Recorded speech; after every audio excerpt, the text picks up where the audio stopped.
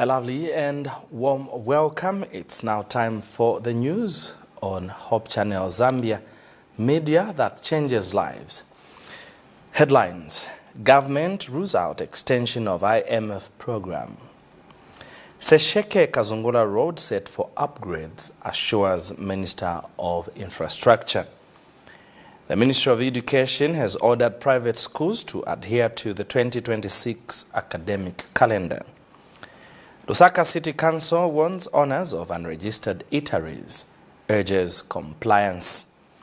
And in religious matters, Woodlands Conference provides relief to families displaced from game management area. Details of these stories plus more coming up shortly, to stay with us.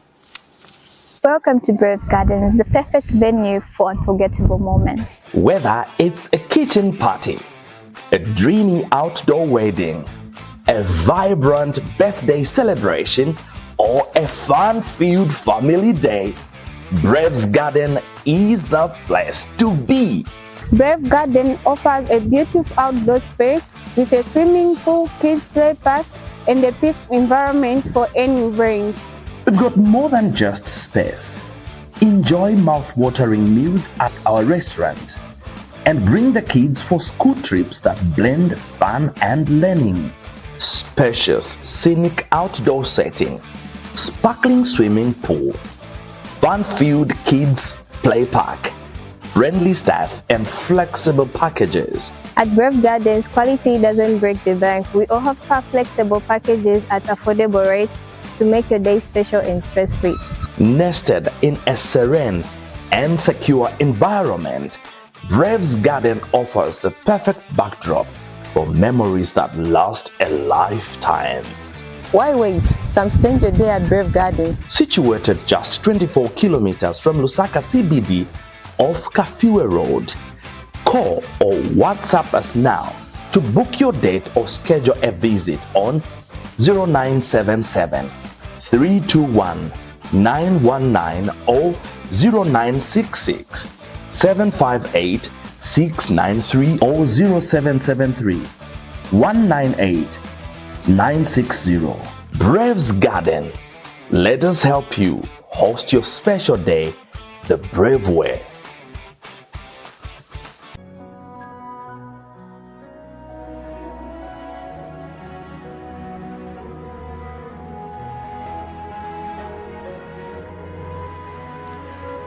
Every move of God begins in prayer.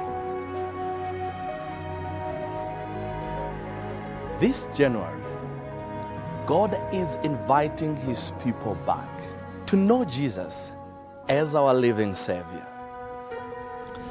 Join us on the 10 days of prayer from the 7th to the 17th of January 2026. Only on Hope Channel Zambia, media that changes lives.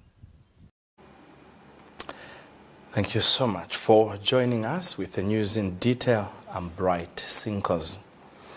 Government has announced that Zambia will conclude the current International Monetary Fund supported extended credit facility program and immediately begin discussions on a successor arrangement focused on economic growth.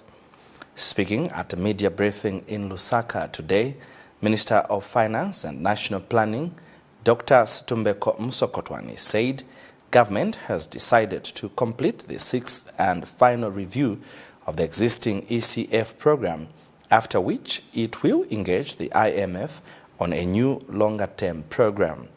Dr. Musokotwani clarified that government has opted not to pursue a one-year extension of the current program as previously anticipated, but instead intends to transition to a full successor program that will address remaining debt restructuring issues while placing greater emphasis on economic growth and medium-term development priorities. He said the program has delivered strong results, including fiscal consolidation, improved debt sustainability, restored investor confidence, and strengthened economic fundamentals.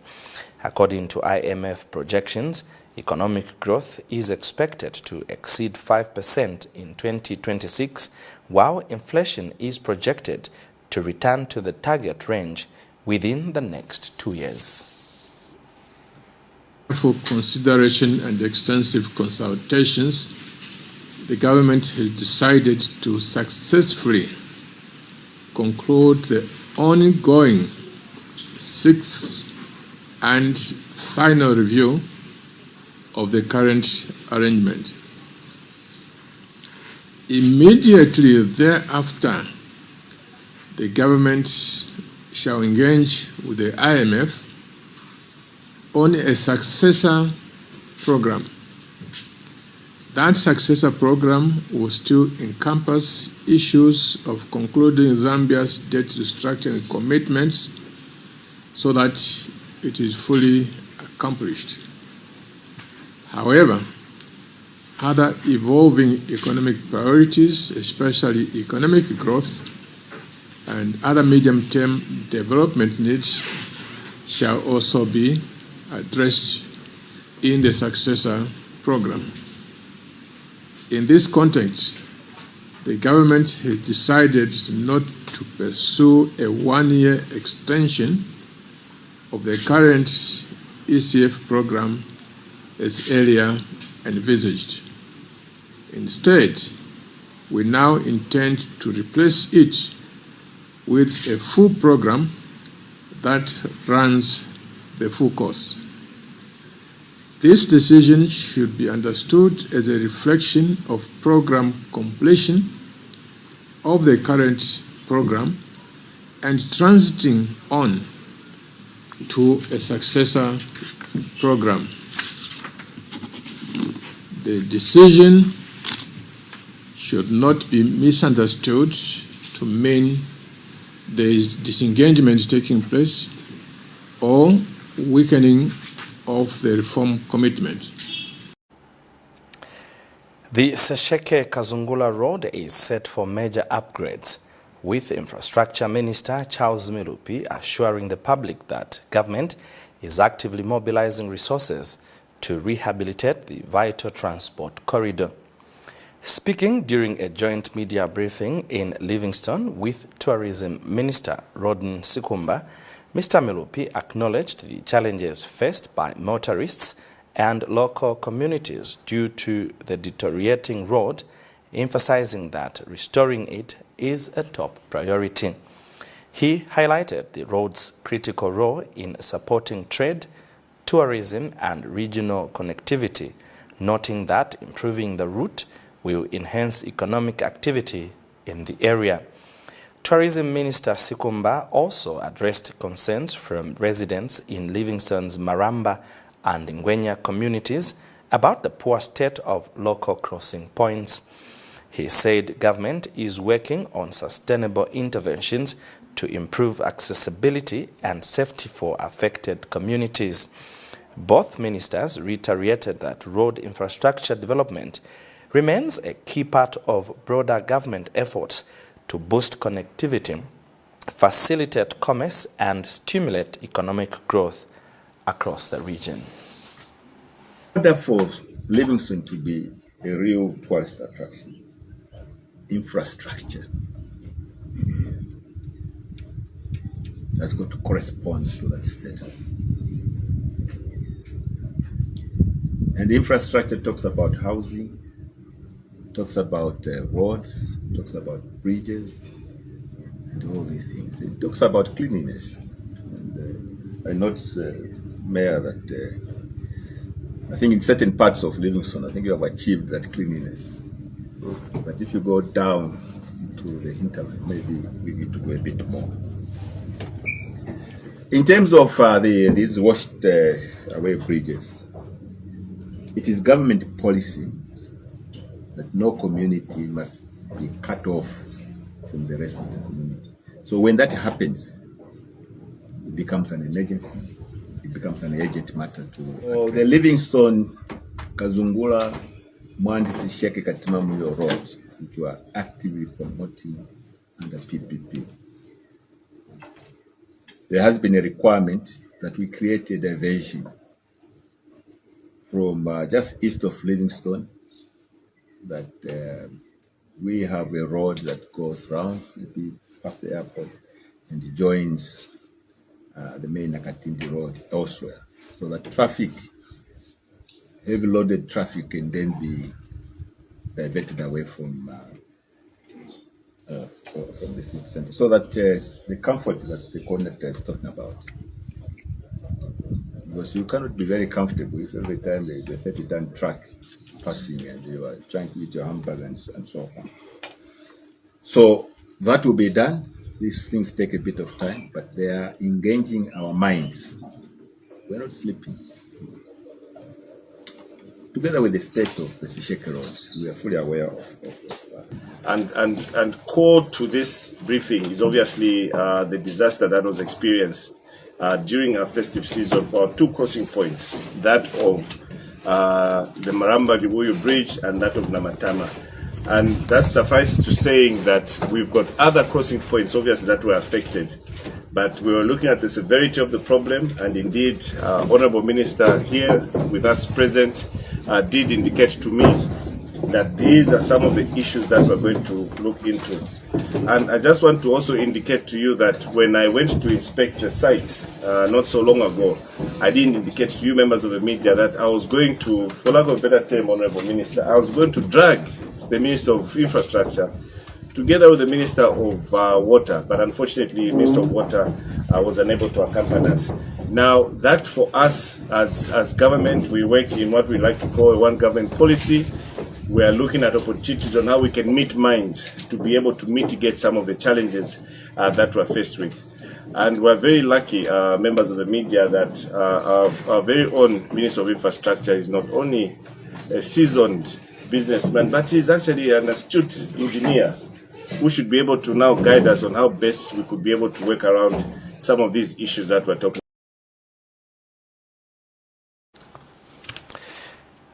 The new Congress Party NCP President Peter Chanda has declared that his party has been vindicated following disputes surrounding its involvement in the Tonse Alliance, accusing some alliance leaders of attempting to take over the NCP. Speaking at a press briefing, Mr. Chanda said the year 2025 was marked by internal challenges linked to the Tonse Alliance, particularly disagreements over leadership and the political direction of the alliance.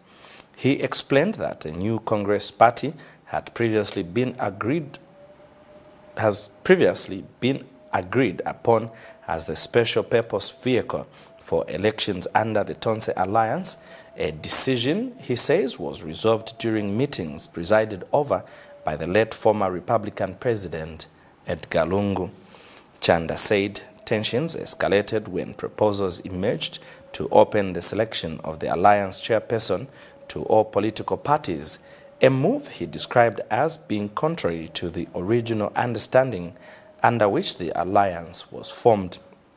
He further alleged that there was a coordinated attempt to take control of the new Congress Party and remove him as its duly elected president, claims he attributes to senior figures within the alliance.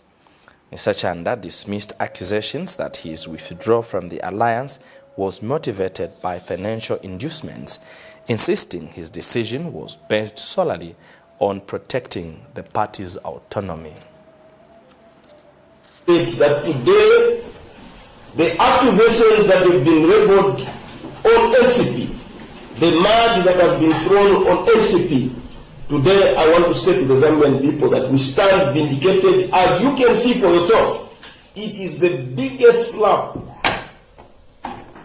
into the legacy of ECL today, where the person that he had appointed chairman himself, as he lies in state, PF today has been disrespected to the greatest extent. And I want to state that this is not a matter. I know I have issues with how President Rubinda dealt with the NCP, how they wanted to take over NCP by force and push me away as a duly elected president of NCP.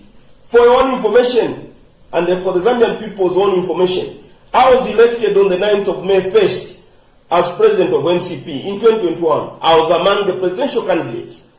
But Comrade Zumani orchestrated the move where they wanted to take over the party.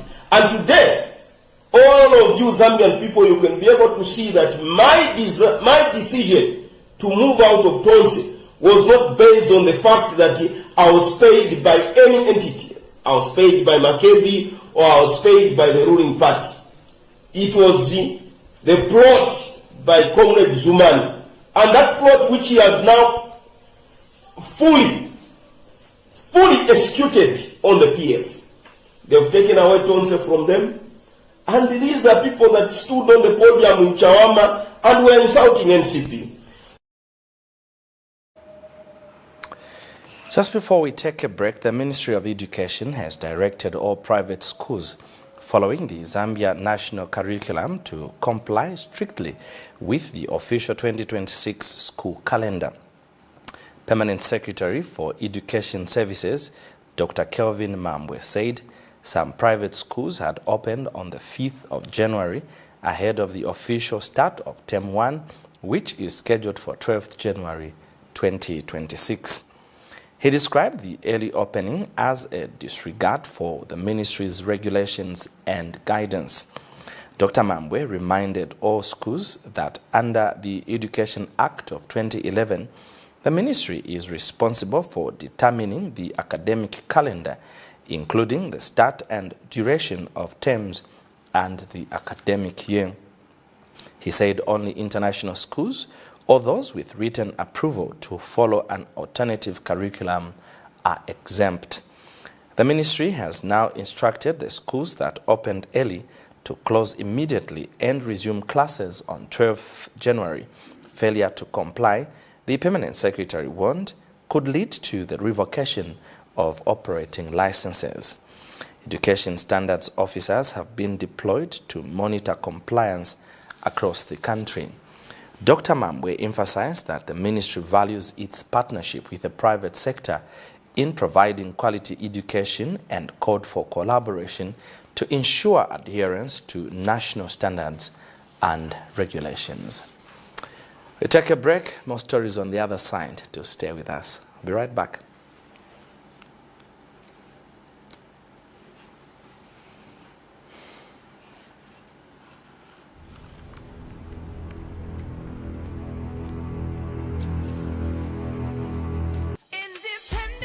Did you know that you've got the right to complain against any radio or television broadcast?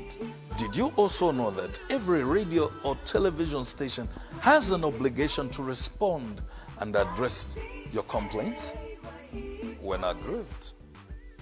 The first step is to complain to the station not more than 3 months after the broadcast took place. It is expected that the station will respond reasonably to you, that is within 14 days.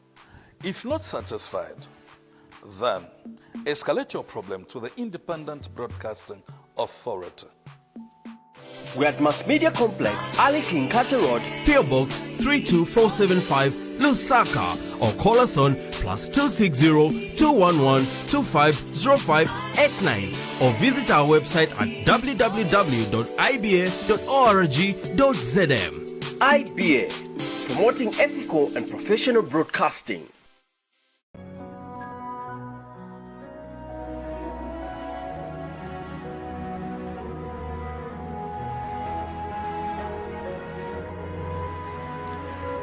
Every move of God begins in prayer.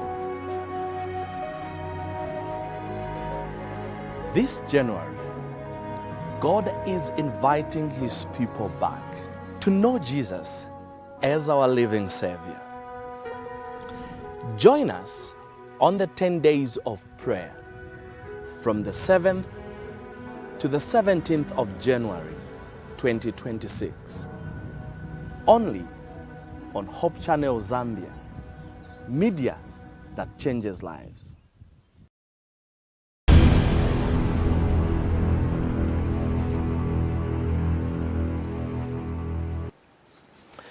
Thank you so much for still staying with us. And now for the rest of the news. The Lusaka City Council, LCC, has warned owners of unregistered eateries operating across the city, urging them to comply with food safety regulations.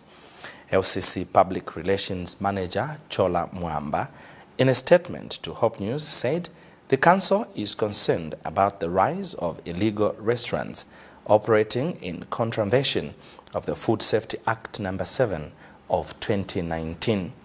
She warned that such establishments may serve food that is unfit for human consumption, posing serious health risks to the public.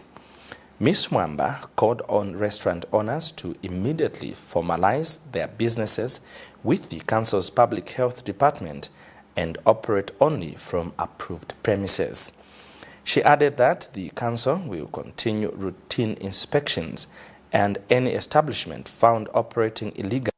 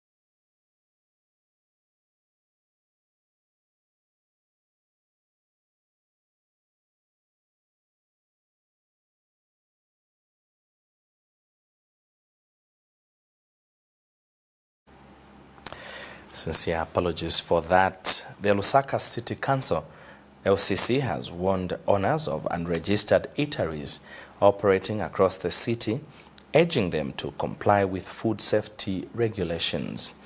LCC Public Relations Manager Chola Mwamba, in a statement issued to Hope News, said the council is concerned about the rise of illegal restaurants operating in contravention of the Food Safety Act No. 7 of 2019.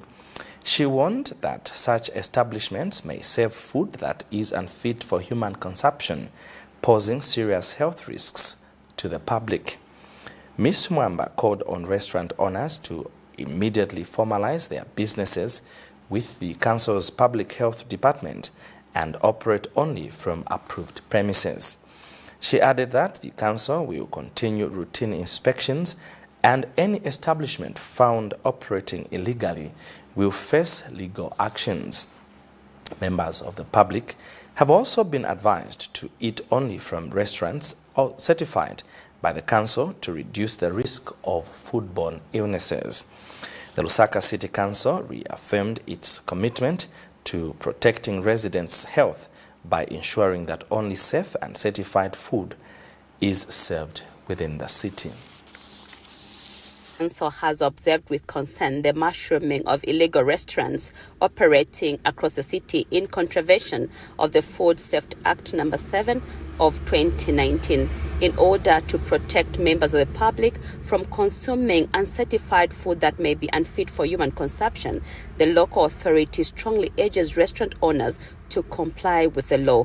The council calls upon individuals running unregistered restaurants to immediately formalize their businesses with the council's public health department and operate only in designated premises. The local authority will continue to conduct routine inspections throughout the city to safeguard public health. We head straight to the Copper Belt, where police in Chingola district have recovered 6 motor vehicles and 2 light trucks believed to have been used in theft-related criminal activities and have arrested several suspects in connection with the crimes.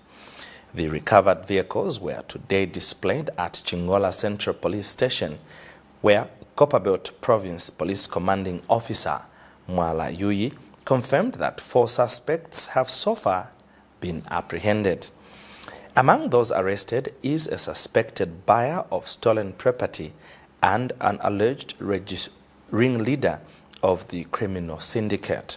Mr. Yuyi further revealed that police also recovered assorted stolen items, including water pumps, television sets, solar panels, water control valves, and various motor vehicle spare parts.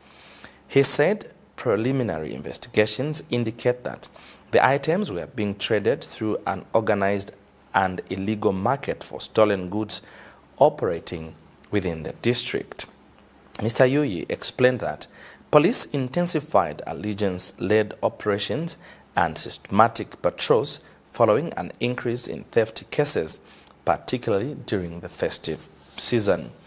As a result of the ongoing operations, more than 600 suspects have been arrested across Chingola district.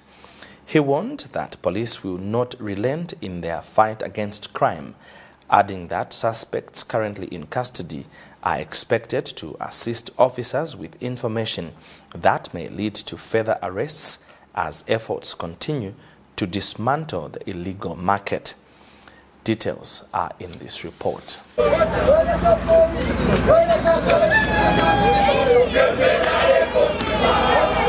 The Chingola police have made a significant breakthrough in their efforts to combat crime, proudly displaying a vast array of stolen items recovered during the recent festival season. The impressive haul includes motor vehicles, solar panels, generators, water pumps, and other valuable equipment, some of which belong to critical service providers such as Mulonga Water and Sewerage Company and ZESCO.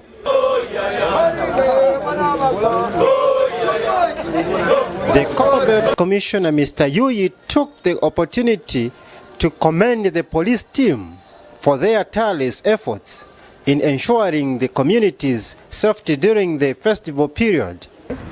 Now, police, we are always proud of ourselves. We've done a good job like this. We are getting statements from owners of these properties, and we'll take these matters to court. We'll take these matters to NPA, National Prosecution Authority. What we are doing is to make sure that these things are secure and safe. More than even the owner who failed to keep them, criminals went to steal them.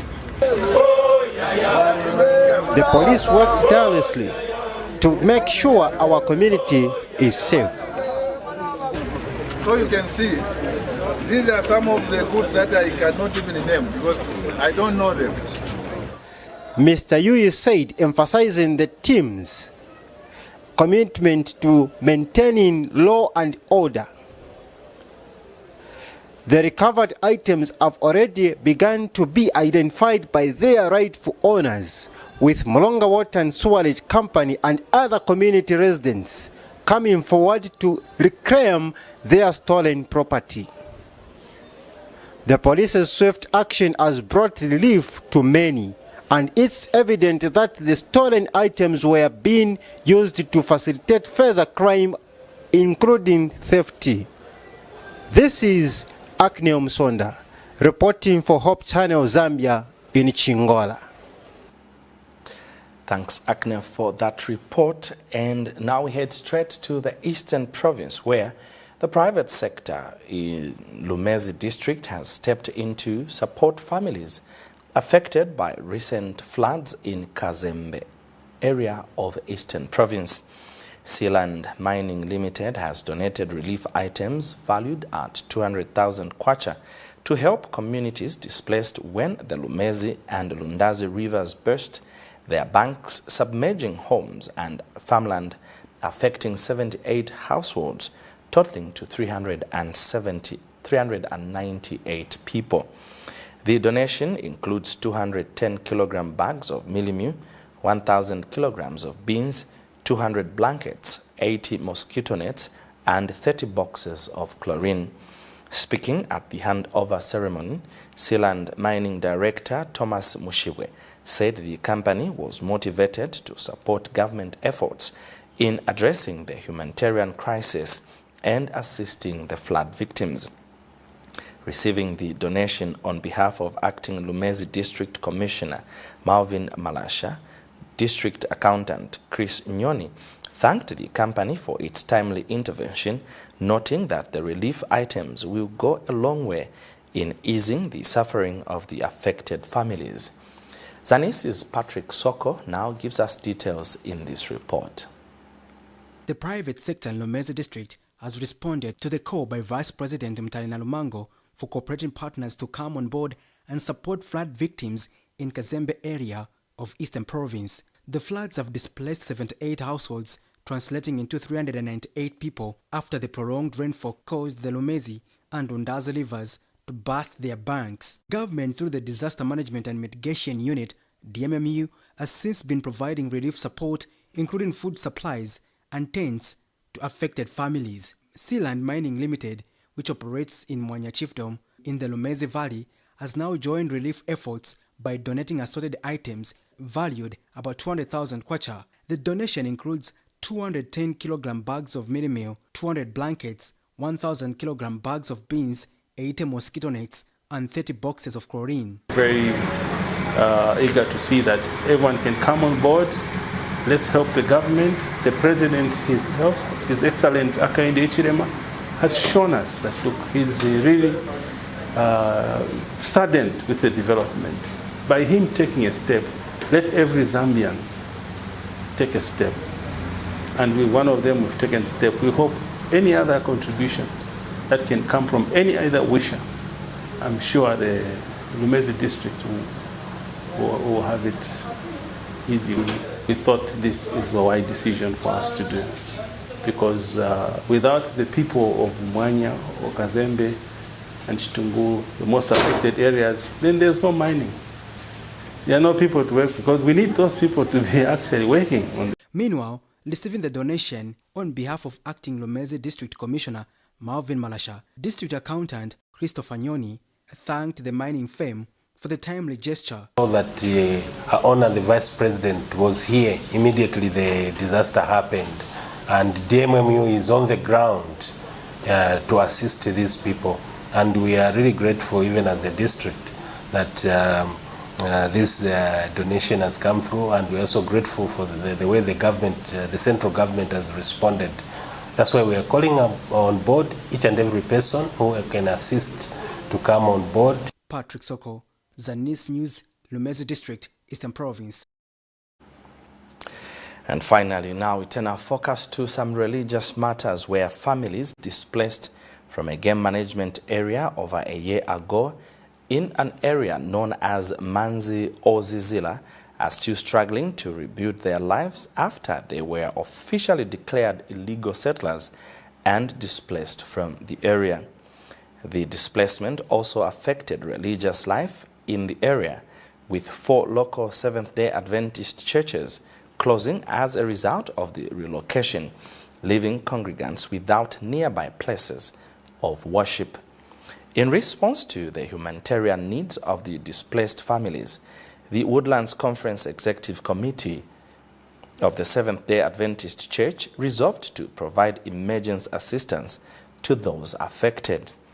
More than 120 families received cash support, with each household being given at least 1,000 kwacha. The church says the assistance forms part of its broader mission to respond to human suffering with compassion and practical support.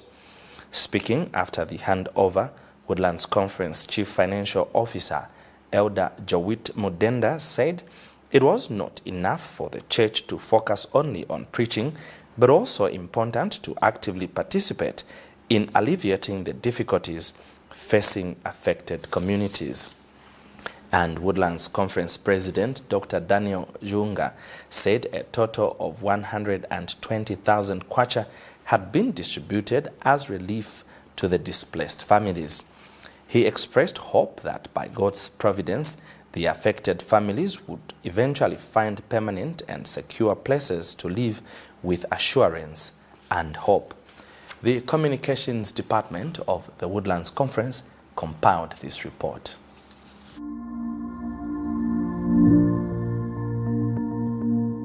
One year and 2 months ago, families who had settled in the game management area, or Manzi or Zizila, were declared illegal settlers. Following the relocation, the displaced families were brought to settle in this area, now famously known as Pamatente, where many continue to face significant challenges. The impact was deeply felt, not only in homes lost, but also in the closure of 4 Adventist local churches that served the affected communities.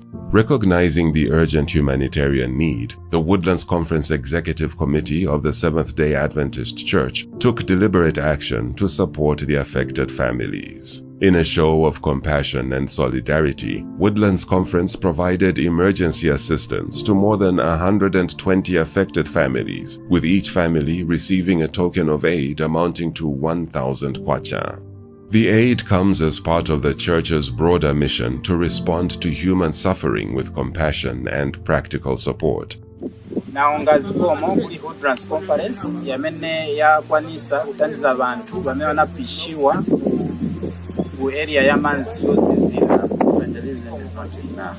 We need to be practical in our efforts, helping the church within and those without outside our church community to be better persons. It's not enough for us to just preach, but it's enough for us to also take part in alleviating the difficulties that we may be facing.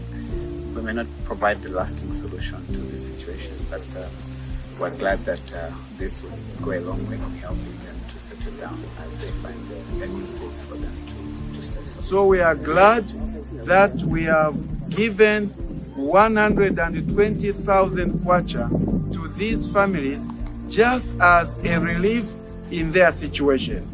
It is our prayer that by God's providence, these brothers and sisters who have been displaced will finally find permanent places where they can reside with assurance and hope. May God bless our brothers and sisters, and the appeal is simple. There are brothers out there, some of you are more blessed that you are able to come on board and assist these fathers, mothers, brothers and sisters. The door is open. Come, let's join hands together and help relieve their burden. Woodlands Conference leadership will continue engaging stakeholders to explore sustainable ways of assisting the affected communities moving forward.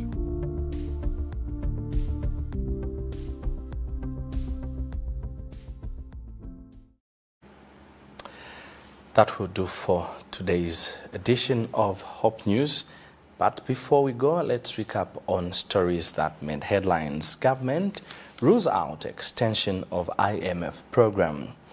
Sesheke Kazungula Road set for upgrades. Infrastructure Minister Charles Milupi has confirmed.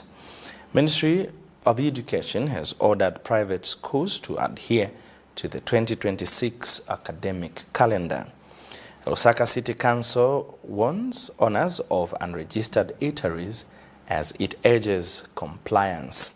And Woodlands Conference has provided relief to families displaced from a game management area in an area known as Manzi or Zizila. And just to let you know that the 10 days of prayer is in effect, and Hope Channel Zambia is broadcasting an hour 15 minutes program that includes Children's Corner plus the main discussion, which also leads to a dedicated time for prayers. You do well to tune in every evening as you watch the program and being edified. On behalf of the entire studio and production team, my name is Bright Sinkozi. Do have a lovely moment as you keep watching Hope Channel Zambia, media that changes lives. From all of us, it's God bless and bye for now.